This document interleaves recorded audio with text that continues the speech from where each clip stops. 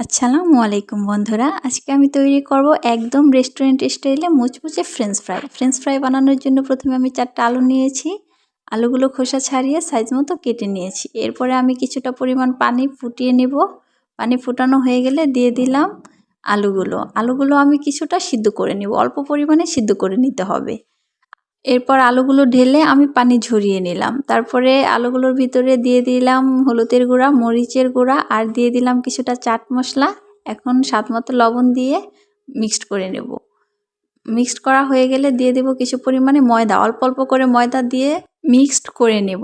এরপরে চলে আসলাম ভাজতে। ভাজার জন্য প্রথমে আমি চুলায় প্যানটা বসিয়ে দেব। প্যানটা গরম হবার পরে দিয়ে দিলাম পরিমাণ মতো তেল। তেল গরম হবার পরে দিয়ে দিলাম মেরিনেট করে রাখা আলুগুলো দিয়ে খুব ভালোভাবে নেড়েচেড়ে ভেজে নিতে হবে। বিকেলের নাস্তায় এরকম মুচমুচে ফ্রেঞ্চ ফ্রাই হলে আর কি লাগে বলো।